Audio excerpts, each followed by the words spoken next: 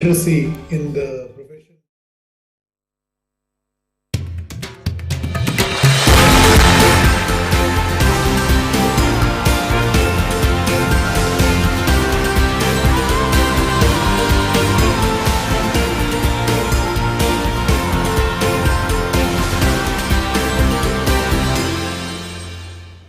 Good evening, it is 7:30 in the evening in India and we are back again with our spotlight on G20. On the show today, we take a deep dive into the labour and employment challenges facing particularly the developing world and which are being deliberated upon at the first G20 Employment Working Group meeting in Jodhpur.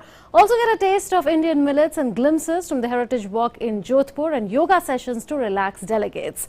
We asked the International Labour Organization, which works alongside the G20 on labour and employment issues, about India's labour and employment priorities under G20 and the progress made in Jaipur. Also on the show, updates from the first G20 Sustainable Finance Working Group meeting in Guwahati. I'm Manu Bhattacharya. First up, the top stories. Second day of the first Employment Working Group meeting concludes in Jodhpur. Discussions take place on addressing global skill gaps and supporting gig and platform economy. Union Jal Shakti Minister Gajendra Singh Shekhawat addresses the opening session of the day, calls for meaningful progress towards creating more opportunities for decent work and inclusive growth.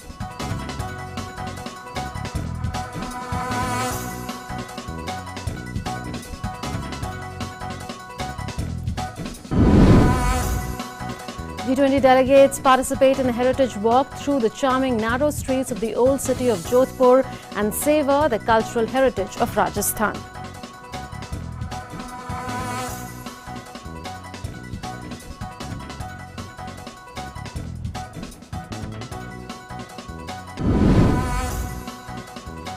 First G20 Sustainable Finance Working Group meeting concludes in Guwahati. Discussions take place on mechanisms for mobilizing timely and adequate resources for climate finance, enabling finance for SDGs and capacity building for financing sustainable development. Delegates agree to develop a technical assistance action plan to help nations come up with workforce skilled in sustainable finance.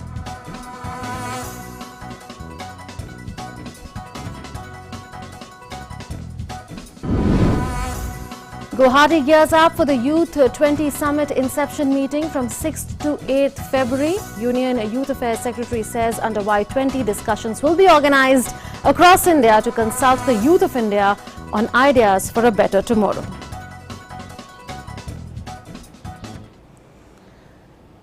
Day 2 of the ongoing G20 Employment Working Group meeting in Jodhpur deliberated upon issues of addressing global skills gaps and ensuring sustainable financing for social security.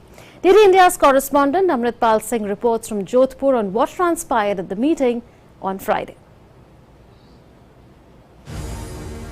On day 2, the 3-day G20 Employment Working Group meeting currently in Jodhpur extensively discussed issues related to global skills gap, gig and platform economy and social security.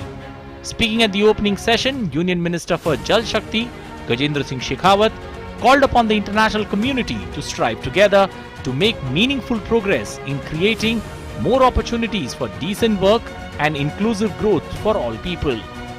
Are not only here to talk about problems, but to find solutions that will improve the lives of people around the world. We have gathered some of the most talented and knowledgeable experts on these matters, and I am confident that together we can make real progress in addressing the issues that are so important to the economic and social well-being of our nation. The Employment Working Group is focusing on the key areas of global skills gaps, gig and platform economy and social protection, along with sustainable financing of social security. It's very good to have these discussions, but I also get from the discussions today that we have many different frameworks in many countries. It's quite complex, so I think we need a step-by-step approach to see what kind of lessons we can learn and also what kind of quick fix first solutions we can try out and then improve the system while we go along. Each and every country has to work it out at their own level and then discuss collectively with other countries and see how best they can work on that issue, because today there is that issue of workers going from one country to work in another country. And if one qualification is not accepted internationally in other countries, but then it will be difficult for non-expatriates to work in other countries with the same qualifications and skills which may not be acceptable. Apart from the substantive discussions, the delegates broke into a small yoga session during a round of negotiations. They could be seen enjoying the stretching and breathing exercises in the midst of hectic deliberations. We do sit a lot in these meetings, and I think we have to stay sharp and our minds have to stay focused, and if we can use the well-being techniques that you have here in India to do that, then that's fantastic. The day, which started with a heritage walk through the alleys of Jodhpur, ended with an excursion to the historic Mehrangarh Fort, followed by a cultural evening. Apart from soaking in the colourful culture, the exotic locales and the rich cuisine of Marwar, these G20 delegates are trying hard at this meeting to explore strategies to deal with the complex challenges of employment and labour, of the global skills gap that stares us in the face today. With cameraman YK Loknath, this is Amritpal Singh for DD India in Jodhpur. Let's get perspective now. Richard Sammons, Director Research with the International Labour Organization, is joining us from Jodhpur. Richard, welcome to India at G20 and thank you so much for taking out your time. At the very outset, I wish to ask you, how is the ILO working with India during India's G20 presidency on labour welfare? Because I know for a fact that the International Labour Organization closely works with the G20 on labour welfare. Yes, indeed, and it's a pleasure to be here in India in support of your government, and it's a very important presidency. We, as an international organization specializing on international labor and social security issues, are providing analytical support to your government and the two Troika partners, Indonesia and Brazil. In this regard, we prepared a number of technical papers that have, the first two of which have been discussed so far already in this meeting. We also try to provide a little bit of historical and institutional continuity because we've been present supporting previous G20 presidencies and to provide useful advice in that regard. And indeed, we'll be providing a little bit of convening support because the third Employment Working Group meeting will be in Geneva at our International Labor Conference in early June. And that just is a convenient time for your government to pull together the members of this group. So this will do a lot of groundwork other than for G20. How do you see the three priorities identified by India? One is addressing global skill gaps. The second one is extending social security to gig and platform economy workers which are not covered by social security, and ensuring that there is sustainable finance for social security. And how is the ILO contributing to each of them? Well, first, I'd say the three priorities chosen by your government are very appropriate ones.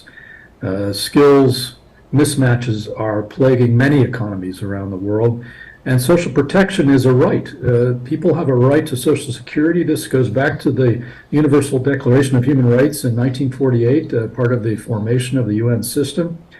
And so the big challenge, though, is implementing these things, narrowing those gaps, providing that social protection, irrespective of what type of a job a person has. And so we think these are logical extensions of previous G20 pronouncements and work in the area. There are major challenges that affect millions of people in both respects, and they both contribute to both economic growth and broader improvement in living standards. And, you know, you need both in an economy. You've got to be able to deliver on both growth and broad-based progress in living standard inclusion. So I think these are very well chosen topics indeed. Fair enough. Richard, also, let's come to specific deliverables now. India is attempting to drive consensus among G20 countries on a skills harmonization framework and also on mutual recognition of skills and qualifications. How effective can these be for seamless movement of workers across countries, considering that there are several changes in the demography of various countries that are taking place? There are populations that are urging in several countries, and a country like India, which has a lot of young people, would want to send its people, and they would also want to receive skilled workforce from a country like India. So how does this process really help seamless movement of workers? Well, everyone has an interest in trying to get a better understanding and real-time understanding of what those gaps are and have more of a common terminology about them. So in principle, this type of an analytical exercise in trying to get a more common approach could be useful in this regard. But we have to bear in mind that at the end of the day, agreeing to expand the importation of labor, whether physically or virtually, is ultimately a political decision. It's a decision that governments need to make, and therefore it has to have political support and interest. And you know, the reality is that it may be difficult given how sensitive migration and jobs are in various countries. It may be difficult in a multilateral setting to get an agreement on exactly the same approach. However, by having a common taxonomy and a common set of indicators and understanding what the problem is, that will enable bilateral, regional, even sectoral frameworks for facilitating these flows. So I think we need to be realistic about this, but I do think that there's a lot of progress that can be made and it can have a practical impact. Okay. Also, 4 billion people around the world are yet to be covered by any form of social security. How can developing countries enhance statistical capabilities and capacities and methodologies to better capture emerging forms of work, including in the gig and platform economy? And how can a sustainable finance be mobilized so that social protection is universalized? That covers the whole gamut of the issues, in fact, which are under discussion. Yeah. This is a big issue because there's still a very large financing gap in many, many countries around the world. And, you know, your country's been making some very, very solid progress in this regard. It must be recognized and been very creative about it as well.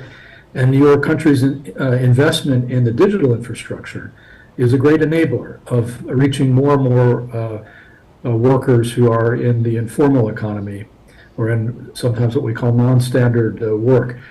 You know, our sense is, as we've done the analysis on this, is that, you know, there are multiple pathways to providing the necessary financing. And it probably makes sense for countries to try to mix together both social contributions, what people contribute and their employers contribute, with, to some extent, tax-based financing. And also, you know, efforts by companies themselves in this regard. And what we're trying to do is provide a better understanding of the different experiences in this regard, and help people understand what levers you can pull, and thereby to help countries understand how best to close their gaps. Fair enough. Thank you so much, Richard, for sharing your views with us. There is a long roadmap ahead, like you said in your first answer. We're just looking forward that under this particular employment working group meeting in India, there are a lot of deliverables and a lot of progress is made going forward. Thank you so much for joining us. Thank you very much for having me. Well, productive discussions are going on in Jodhpur on ways to extend social security to gig and platform workers. You just heard Richard also talk about it. But do you know what is a gig and platform economy and about India's efforts towards supporting it? This video explains it all. The world came to a standstill in 2020. Markets, offices, everything was shut. Everything took small steps to resume activity. What was sprinting ahead was the gig and platform economy. Gig and platform work is now much in demand, thanks to the growing consumer preferences and changing lifestyles aided by the technology. As per ILO, digital platforms globally generated revenue worth $52 billion in the year 2019. And are set to grow with total investments worth $119 billion as of 2021. This rising economy provides significant advantage to workers as they increase their income streams, work from home, and exercise job flexibility. While businesses, especially MSMEs, get higher productivity, wider market reach, and access to global workforce. This unconventional model of work has new challenges. Workers' classification, irregular availability of work, concerns regarding safety, health, data privacy, and data security, and most importantly, inadequate social protection. Clearly, a lot needs to be done for these workers. Therefore, the Government of India has enacted the Code on Social Security 2020. This will achieve the goal of universalizing social security. The code provides for constitution of a social security fund, which will provide several benefits to these workers. Gig and platform workers are also being registered under eShram, a flagship initiative to create a national database of unorganized workers. Not just this, for vehicle aggregators in the country, we have issued new licensing guidelines. They will have to provide health insurance and term insurance to all drivers. Ensure the daily driving limit of 12 hours a day for drivers. And make sure that the driver gets at least the 80% of the total fare charged for a ride. However, there is a long way to go, and we need to work together to move faster. This year, the G20 Employment Working Group will deliberate on ways to extend social security to such workers. After all, gig and platform economy is the next big step towards Vasudhaiva Kutumbakam, one earth, one family, one future. A millets village has been established in Jodhpur where rural women could be seen grinding millets and preparing millets laddus and other delicacies for G20 delegates. DD India correspondent Amritpal Singh gets us his ground report from Jodhpur.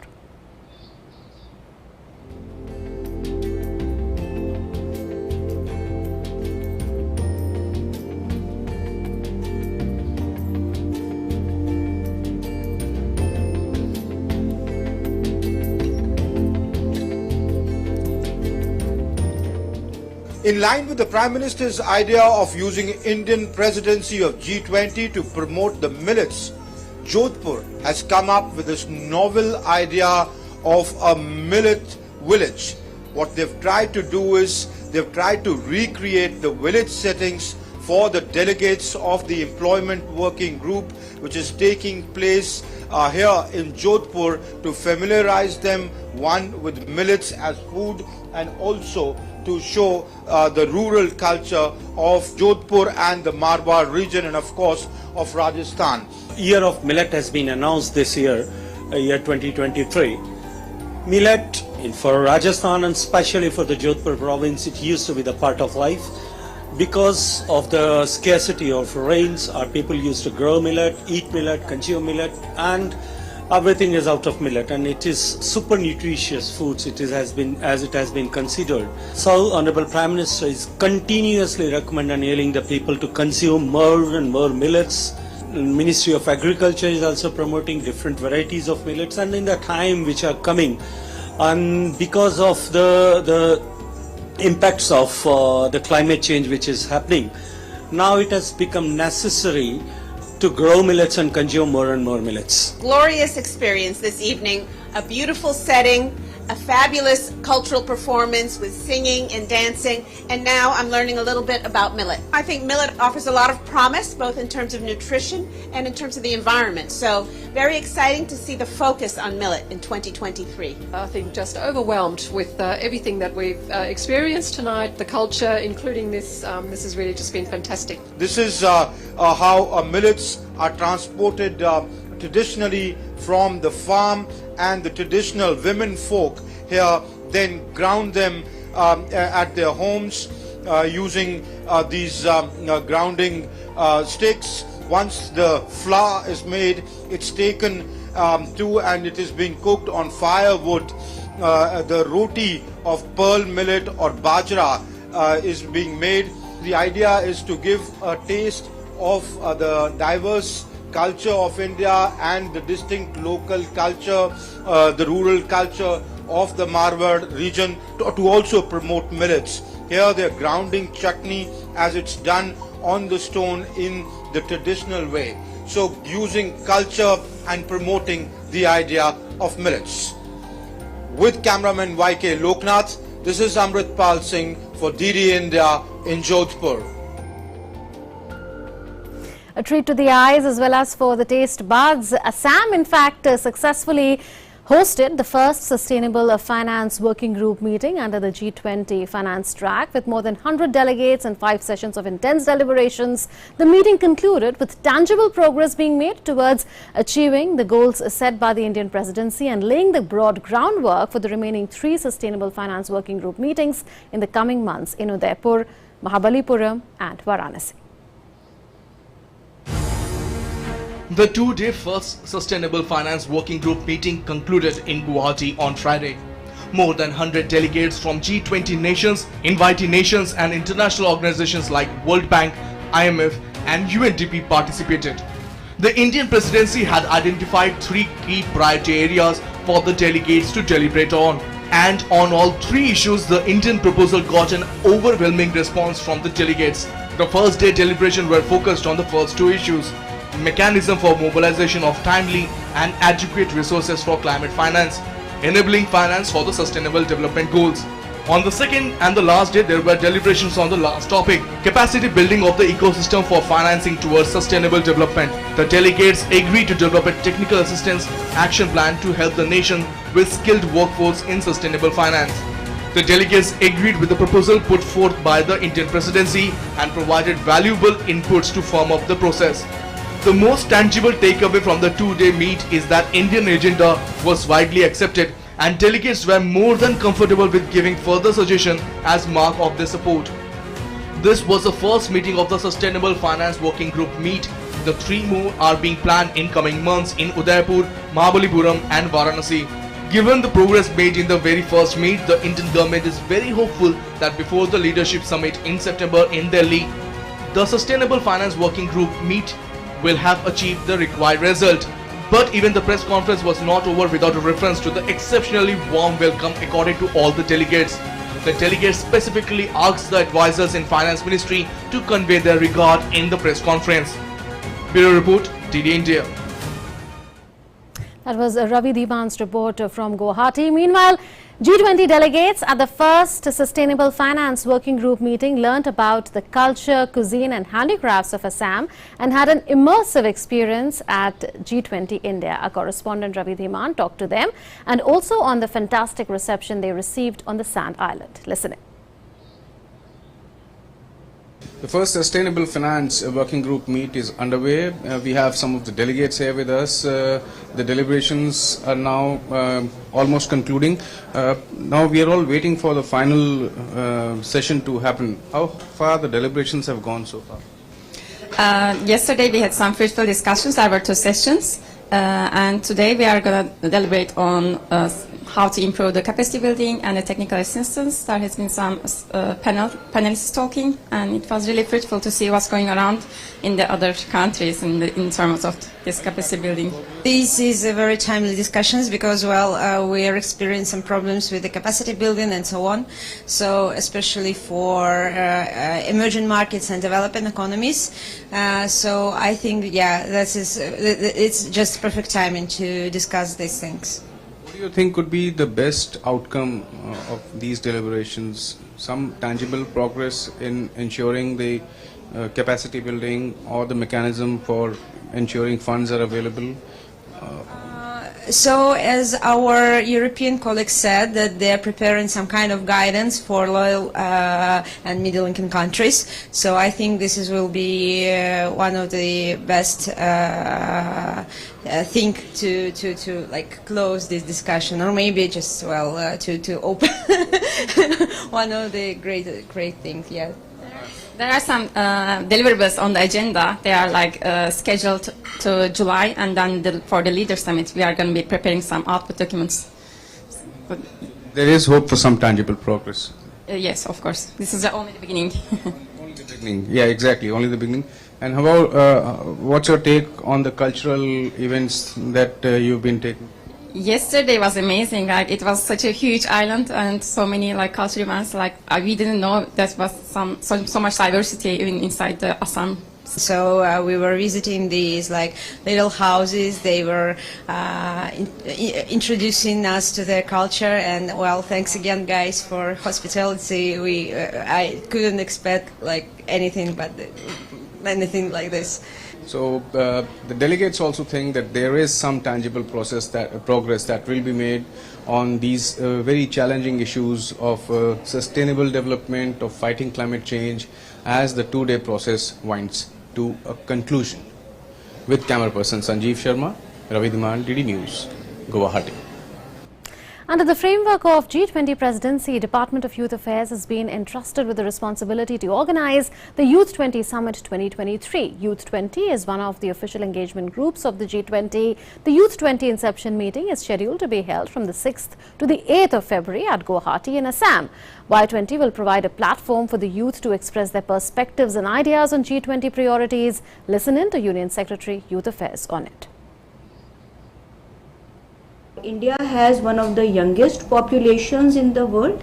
The youth of the nation is full of energy and innovation, and it shall be the attempt of the Department of Youth Affairs to provide a forum to express that energy in constructive ideas and to engage in dialogue with youth delegates from the G20 countries. In the coming 8 months, we are planning to hold 16 consultations preceding the main Y20 summit, which would be held in August 2023. Under the Youth 20 Summit 2023, for the next 8 months, there will be consultations on the 5 Y20 themes, along with various discussions in schools, colleges, universities, urban local bodies and professional associations across states in the run-up to the final Y20 Summit. Listen in. 5 themes are Future of Work, Industry 4.0, Innovation and 21st Century Skills, Climate Change and Disaster Risk Reduction, Making Sustainability a Way of Life. The third theme is Peace Building and Reconciliation, Ushering in an Era of No War. The fourth is Shared Future, Youth in Democracy and Governance. And the fifth theme is Health, Well-being and Sports, Agenda for Youth. The focus of activities in each of these meetings is to build a shared vision of youth for good governance and democracy, and in how best to use technology. And as we end this show, we'll leave you with these stunning visuals. Lose yourself in the energy of Guwahati, just like the G20 delegates did. Namaskar.